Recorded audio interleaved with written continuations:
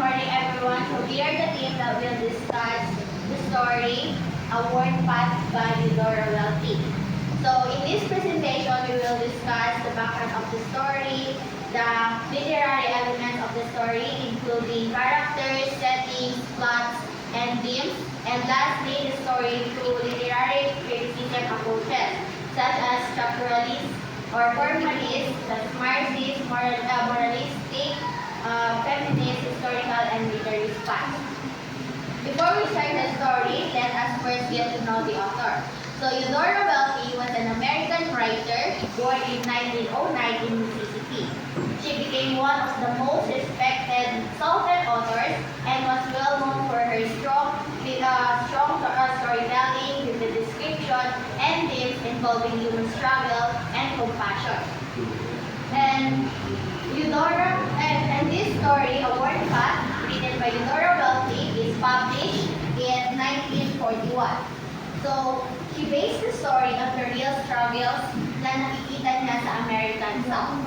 Lalo na yung mga challenges or mga pagsubok na kinakaharap ng mga African Americans during sa time na yun. So, Welty wanted to show people like Jackson to break down and courage in their everyday life. So, ang story ay nag-highlight ng determinasyon, paghihirap, at saka yung mga sacrifices ng mga tao para sa kanilang minamahal. So, ito ang mga characters. Phoenix Jackson, the main character, an elderly veteran loving and Lanspa. Second, bedridden also Anthony is the reason for Phoenix journey. The hunter or the white man tries to stop her and show racial inequality and power dominance. Nurse or attendant and doctors of staff. Give her medicine represents authority and society. Taught people through how society views the elderly and the poor. Si Phoenix Jackson daw ang main character sa story at siyang mapagmahal na lola. Grandson, sick and bedridden also until he is the reason for Phoenix journey.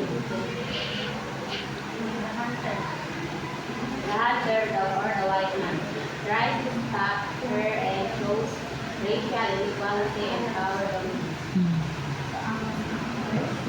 Nurse or attendant, doctor, nagbigay ng medicine, siya ang nag-hanap ng mga medicine. Symbolizing authority and society. How people show how society views the elderly and the poor. Settings. Place. Ito yung lugar na pinangyarihan ng kwento. Place, rural countryside in the town in the American South. At saka yung oras naman is panahon is early 20th century during racism and segregations. Atmosphere, cold winter season symbolizing hardship and struggle. Siya yung sumisimbolo siya ng paghihirap at pagsubok. So, ang plot. Exposition. So, the story introduces Phoenix Jackson, an elderly African-American woman living in the rural South.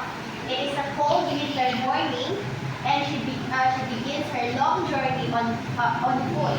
So, galako lang siya. Her age, slow movements, and determination show that this is not the first time she had made this trip. So, sa rising action, as Phoenix continues along the path, she encounters many obstacles, mga pagsubok, like thorny brushes, a log she must crawl across, barbed wire, a dog that knocks her into a ditch, and a white hunter who mocks her and points a gun at her. Despite all of these challenges, Phoenix pushes forward with quiet determination. So, the climax, or pinakasukdulan ng story. The climax happens when Phoenix arrives at the doctor's office. Dito na yung sa town na. So, when the nurse asks why she is there again, Phoenix briefly forgets her purpose. showing her age and exhaustion. Kasi di ba lola na siya sobrang dali lang siya makalimot o ganakapoy ko siya sa iyang mga pagsubok. So, after a moment of struggling to remember, she finally reveals that she came to get a medicine for her grandson, who is still suffering from swallowing life. So, kuwan niya guys, swallowing kaning life, life, guys, kuwan siya a strongly alkaline solution, especially for potassium hydroxide used for washing or cleansing. Pero nakainom iyang akugod o kwan ng pangsabon, mo to nagsakit iyang ako. So calling the nurse gives Phoenix the medicine for free. She leaves the clinic and heads out into the town, taking a moment to rest and gather herself. She uses a small amount of money she collected during the journey to buy a paper windmill as a gift for her grandson. Next. So, resolution. Phoenix prepares for the long journey home, carrying the medicine and the windmill. Her actions show her unwavering love for her grandson and her commitment to caring for him, no matter how difficult the path may be. Yes, ini outlaw ng story. The next one. Lynn. Love and sacrifice, a grandmother's love, teaches her endurance, perseverance, and resilience, continuing this time because the crazy seven contact with quality seen to how others live. Your spirit, strength, power, love, So, kani ang mga tema kanang ragog mga values or moral sa story. First, ang love and sacrifice ni Phoenix para sa iyang grandson. So, tungkol atong love niya, murag na-enjoy niya ang pagsubok or paghirap na iyang nakuan mo, naramdaman. So, perseverance and resilience, continuing despite difficulties. Diba, Vincent, daghan kayo siya mga pagsubok, grabe kayo iyahang determination para makaadto lang sa tao ng makuha ang medicine sa iyang grandson. And katulong kay racism and social inequality. As you hear the story, kay kato, di ba na ay hunter or the white man, nagiguan siya, githreaten siya, nagikuan siya og gun. So, nag-show to of inequality. Kay feeling sa white man, mas taas siya kaysa katong lola, kawala may kayo makaya. And that is human spirit. Strength found in love, hope, and purpose. Kita po ninyo sa panatangian ni Phoenix. Literally, criticism of process. Structures to release or formalities. Marxist, moralistic, feminist, historical, and rigid. So first, ano ba sa structure or format? Wait lang. Ang literary are methods used to study and interpret literature. Importante na siya sa pagkuhan sa story kay kanang para ma-understand nato ang deeper meaning sa story. O makita ko nato ang different perspective or point of view sa story. Like kung saan perspective niya sa social, sa moral, sa historical, at iba pa. Tsaka, para rin para makating na o critical, like dili lang ta magbasa sa story, like i-apply po nato siya in real life. What if ingana po ka, diba, in real life na po din mga pagsubok, so parang makuan din nato to, like maintindihan po nato to, like makakuha ta story dito. So, kato ang kuan sa literary criticism approach. Focuses on symbolism and structures. The fact, Wait na. Ang structure siya sa structure, sa form, o sa style sa story.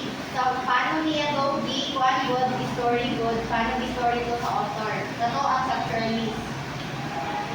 the fact represents life, challenges and reflects struggles, repeated struggles, repetitions of obstacles mirrors the regarding hardship of society. The story follows a journey structured these narrative.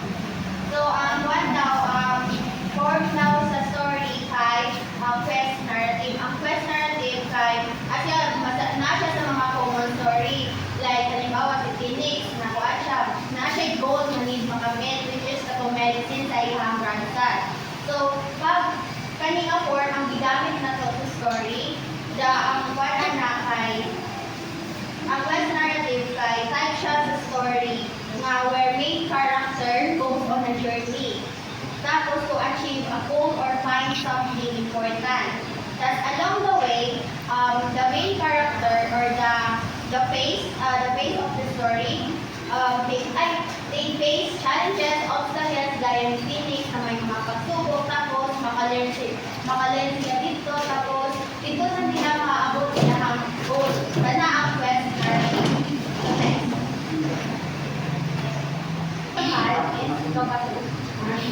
Shows poverty and class struggle, Phoenix was on Canada for transformation. Highlights power to balance between white men and black women in that era, represents marginalized groups surviving the region. So, ang Marxist naman po is examines class, power, and economic struggles na nakikita natin sa story. Sa story na Worn Path, nagpapakita ito ng poverty and class struggle. Gaya ni Phoenix, di ba, mahirap lang sila, tapos naapad din sila sa kanang rural countryside, so kanang layo kay sila sa kwan, parang sa town. So, kanang dito sa ilang lugar, o dili kayo kwan ma-enhance kay kanang galakaw lang siya, walang may lang libre na train, or kanang sakayan good. So, pag nagpapakita to of poverty of class struggle. And second is highlight power imbalance. Gaya tong si Juan, sila Phoenix kasi is African American sila, so mga black gold sila. Di ba? Tapos ang white man, katong nabuan sa'yo, nag-garden sa'yo. Ang kita-isip sa white man kay nakamataan siya ba? Kay Juan naman siya. Kanang African naman itong grandmother. So nagpapakita to of imbalance or inequality. Tapos, represents marginalized group surviving oppression. So, ang story din is nag-represent siya ng one group, like atong si Phoenix. Grabe kayo yung determination. Minsan naghahan kay karang nangyari na sa iyang mga paglakaw, dito lang ihapon iyang kanang one group, iyang desire nga maka-attribute sa tao na daghan kayo siya mga pagsubok, wala dito maka-shock sa iyang. The story teaches that love can inspire with sacrifices, perseverance, and compassion are powerful human virtues. Doing good for others is meaningful even them difficult. So, ang sa moralistic side, nagawa siya books for lessons, values, and morals. So, sa story, kay nag-teach siya of love and nag-inspire ko siya of great sacrifice. So, because of love, pwede ta mag-sacrifice, kanang kaya na to i-sacrifice para lang ma-okay or kanang para lang sa atong minamahal sa buhay. That's perseverance and compassion are powerful human. That's itong perseverance, itong one ko niya, determination po sa iya, like in Phoenix, diba, gabi kayo yung determination. So, nakatulog po ng story about Anna. Tapos, doing good for others is meaningful. Kahit nagawan po, nagashow po ang buwan, story, katong sa mga nurse good, or katong buwan, diba, symbolizing authority. Even though, kanang buwan, kanang dili nila ka-level to kuan grandmother, gihatagan na gihapon nila, or kanang dili nagapuyo dito ang grandmother, gihatagan na gihapon nila, kay naga-show man to o para kanang magkakaisa or kapwa, kato ang ginatudlo sa story. Bisan kinsa man ka or bisan unsa man ka, bata pa ka, tanda, or basta balance sa gihapon ang pagkiling mo sa lahat ng tao. Phoenix is a strong, independent woman despite age and beauty. Her courage challenges stereotypes about women, the elderly, and the poor. The story celebrates female strength. And like sa literary criticism approaches, like analyze how the story portrays women or gender roles and equality or empowerment.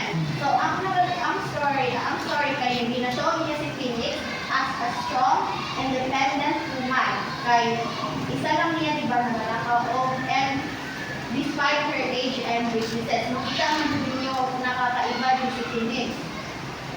Tapos, nag-show po of courage, challenges, stereotypes about women, the elderly, and the poor. Biskan, kuha na siya, kanang matanda na siya, hina na kaayo, tapos babae pa yun siya, tapos kanang iba pa yun ang ilang lagi, kanang ginakuan pa yun to niya, like, kanang, biskan, kuha na siya, lola na siya, kanang ipaglaban, kaya ihapon niya ilang goal.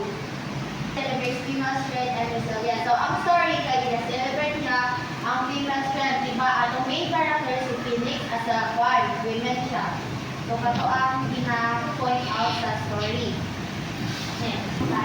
Said during the Jim Crow era, where racism and discrimination were widespread. Sa kanina era, sa katong era sa story, kay kuan pa kayo dito, like halat pa kayo or kanang daghan pa yun ang racism, discrimination, like kanang pantay, tas mga judging, nga dadagan pa kayo dito ang matay. Tapos, reflects the reality of the African-American experience in the South. So, ang story po daw kay ina-reflect niya or kanang ina-symbolize niya ang reality yun, like kanang tinuod yun nga nakita mo in real world, hindi lang sa fiction. So, her journey, so si Phoenix, ang journey niya, kay nag-symbolize siya of paghirap, pagsubok, at mga struggles of black people.